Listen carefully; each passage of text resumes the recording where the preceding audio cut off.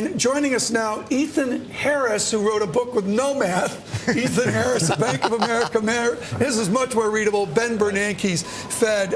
Ethan Harris, you worked with Rick Mishkin years ago. How is the Bernanke Fed different from when you and Rick Mishkin were working at the New York Fed?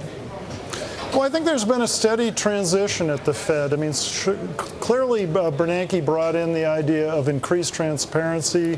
We can see that with the latest announcement of doing press conferences, a little more emphasis on being clear about what the goals of the Fed are, and no more of this kind of secret language that Greenspan tended to have, where you only a professional economist could figure out what he was actually saying. And not even professional economists could figure it out. So I sometimes we got it wrong sometimes too. Yeah. Right. Sometimes in FOMC meetings you weren't quite sure what he was saying. Press conference. What would you do, Chairman Mishkin, if you were told you have to do a press conference? Does Ethan Harris send you in a question? So I think in this case, Chairman Bernanke actually has already been doing a lot of public settings like this. And I think he'll have no problem handling this at all. In fact, it will provide a lot of clarity. So one of the big issues when you're inside the Fed is this a huge amount of attention to every single word in the statement that you issue after the FOMC meeting is over. So this will take the pressure off. So now you can actually explain what somebody says, well, what does this mean? You can say, here's what it means. So speaking the English language can frequently be a big help. Ethan, do you agree, or is it too much information if we have a Trichet-like press conference? Well, I mean, you're always going to get some misinterpretation, but I think that Bernanke's a good teacher. I think he puts a personal face on the Fed. And when people listen to him, they realize that he's not some slick Wall Street economist type. He's actually a very serious guy. And so I think that it's a good thing for him to do these press conferences. Let's bring up a chart here from macroeconomics. The velocity theories of Mishkin, the velocity theory of Michigan. Okay, you brilliantly set up in the back end of your book all the people we talk to each day. You've got Meltzer over here and Taylor over here and this one and that one and others. And there's a whole crew that says the velocity's sluggish and they worry about M1, M2, M3, a throwback from the 70s. Should we worry about this economics, or is there a new economics? Okay, so there are many principles, by the way, monetarism, which have been part of what I like to call the monetary policy canon. But the one thing that did not come out of that, for example, that inflation is a monetary phenomenon, i.e. the Federal Reserve can actually keep inflation under control and should be responsible for doing so. However, the one thing that fell by the wayside is that unless you're doing extremely bad monetary policy, which is inflation, where you have inflation of extremely high levels, things like M1 and M2 tell you almost nothing. And in fact, right now they tell very little information. There's almost no attention paid to these monetary aggregates inside the Federal Reserve. So it's just, and the way to think of it is that there's the velocity that you talked about there. It moves around so much so that when you actually ask, does money provide a signal to where the economy is going to go? The answer is not now. It would if you have hyperinflation. If you have if you're growing the money supply crazy, then it's different. There's the academic. Ethan Harris, let's talk about housing. New home sales, all economics ends at housing. Here's the chart. Everybody knows it. Everybody feels it. All economics ends at housing. There's new home sales just off a cliff. Ethan Harris, how do you fold these theories into the reality? A good part of the American economy is flat on its back. Well, I think the reality is that we're still in this rehab phase of the recovery, where you have deeply damaged sectors that are a long way from recovery. This is one of the reasons why putting all this liquidity in the banking system isn't jump-starting growth and isn't inflationary. But the housing market and state and local governments are two prime examples of parts of the economy that are still in recession. Well, you look at it, it's still in recession. Can there be a public policy about housing? I really don't see that in the book.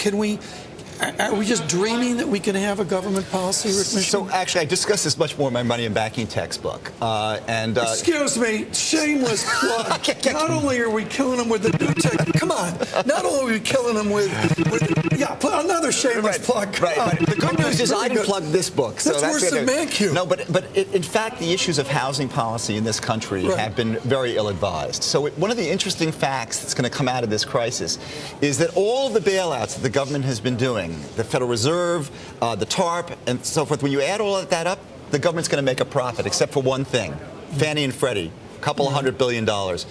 housing policy, we've had a policy where we feel we'd like people to own their own homes. Right. That might be a good goal. But the way they've decided to do it is to say, get as indebted as possible to do it, which is crazy. Ethan, are we repeating history again? Are we just going to go back here to a redux of what we knew 7-8 years ago?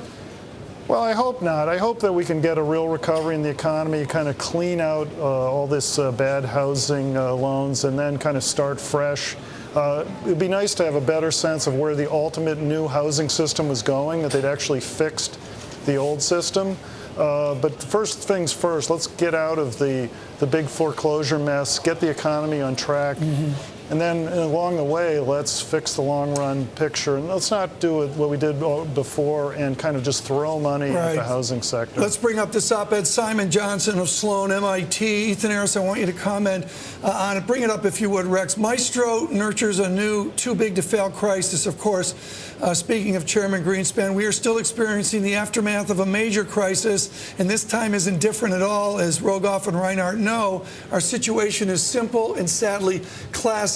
Is this a new economic crisis, Ethan Harris, or are we going through a process that we've seen many times back to the 19th century?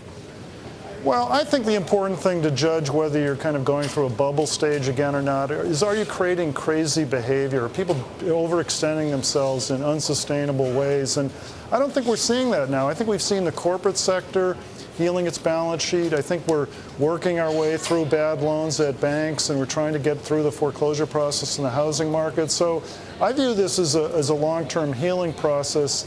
There's no choice but to add a lot of liquidity into an economy that's as damaged as bad as this one.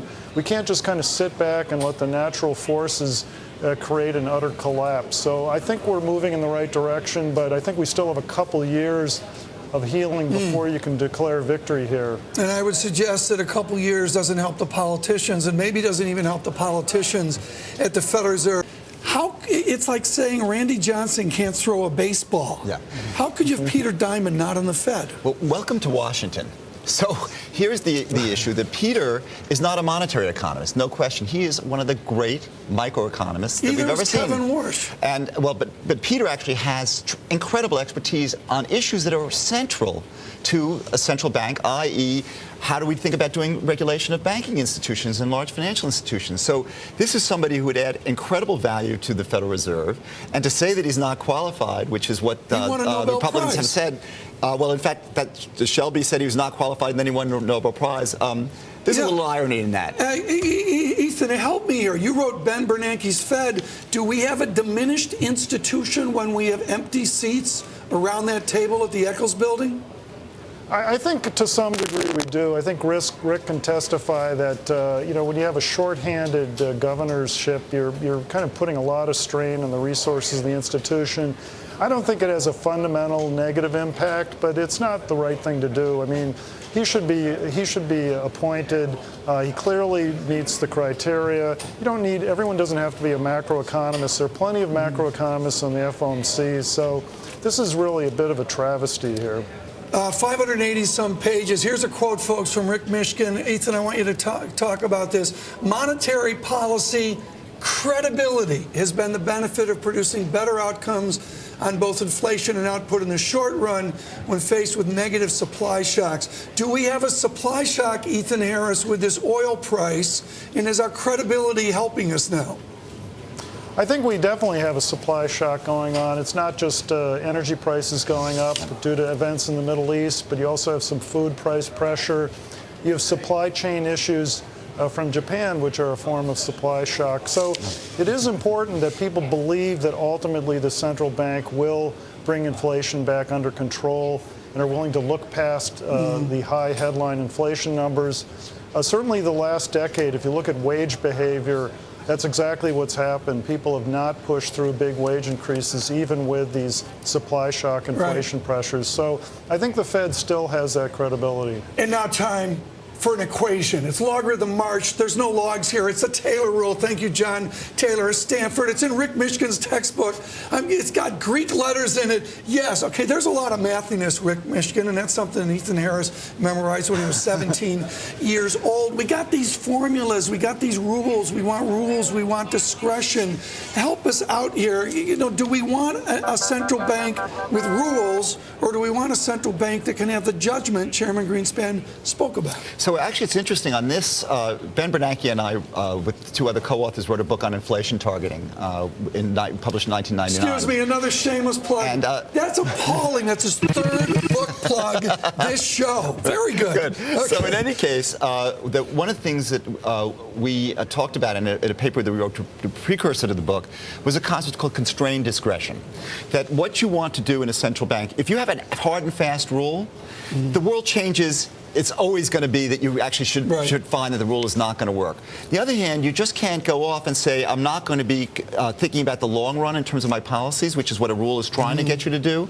So in fact, we talked about this concept that the idea that there's rules and discretion, you have to choose one or the other, is not correct. Right. And in fact, the whole concept of having an inflation objective and talking about policy in terms of that objective is in fact the idea of trying to mix the benefits of a rule and discretion. We're going to have both of you on again at some point. Ethan Harris, I'm sorry, we got to go. Ethan Harris with Bank of America, Merrill Lynch.